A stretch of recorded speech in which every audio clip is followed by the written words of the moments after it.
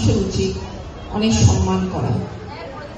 নারী হচ্ছেন মা জাতি, যে জাতিটার মাধ্যমে আমরা মানব সন্তান জন্মগ্রহণ করি, দুনিয়ার বুকে আসি।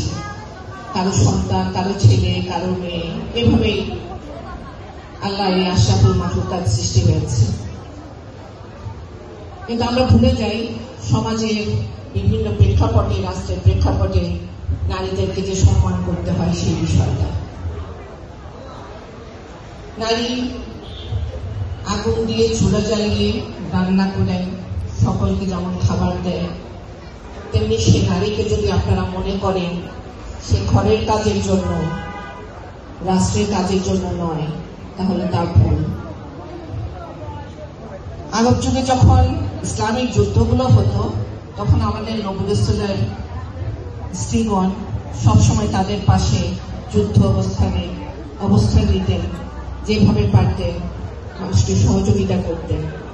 এটা নারীর একটা রূপ। সেই নারীরা যদি তখনও অবস্থান নিতে পারে, তাহলে এখনকার নারীরা কেন নয়?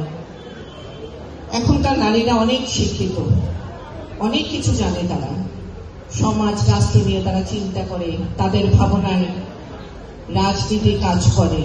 এই যে আজকে আপনারা এখানে আসছেন, সবার মধ্যে কিন্তু একটা রাজনৈতিক ভাবনা আছে। রাজনীতিকে নিয়ে আপনারা চিন্তা করেন, দেশ নিয়ে চিন্তা করেন, রাষ্ট্র নিয়ে চিন্তা করছেন।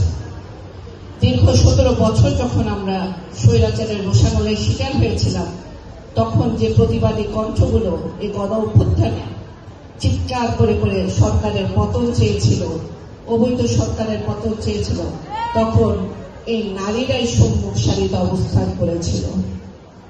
আমাদের বিভিন্ন ইউনিভার্সিটির স্টুডেন্টরা, আমাদের মায়েরা, আমাদের বোনেরা সবাই রাস্তায় নেমে এসেছিল।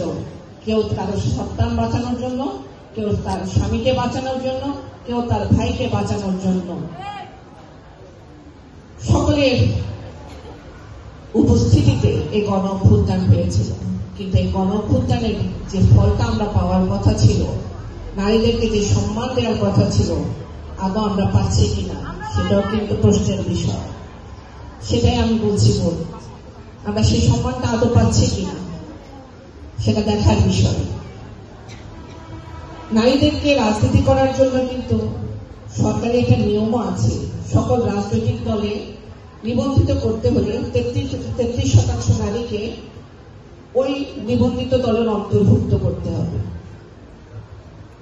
কিন্তু আদৌ বাংলাদেশে দুটি বড় বড় রাজনৈতিক দল, একটি আমাদের জাতীয়তাবাদী দল বিএনপি, একটি স্বৈরাচারের আওয়ামী লীগ, সেখানেও পূর্ণতা পায়নি এই নারীর 33%।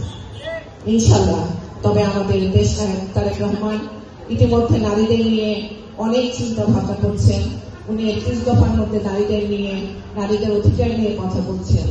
তিনি কেন তা বলবেন না?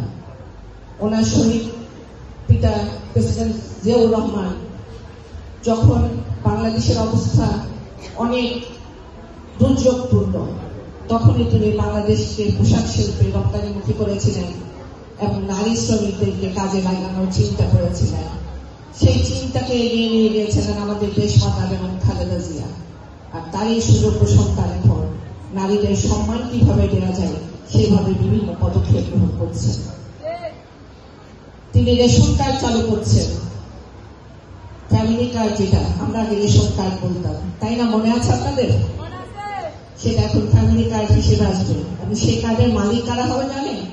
আমাদের নারীরা। আমাদের নারীদেরকে সেই সম্মানটা উনি দিচ্ছেন। সংসারের ভার যাতে নারী বুঝতে পারে যে তারও কিছু অধিকার রয়েছে, এই সংসার তার, সেটা একটা অধিকার কিন্তু আপনার। সেই অধিকারটা উনি আপনাদেরকে দিবেন ইনশাআল্লাহ।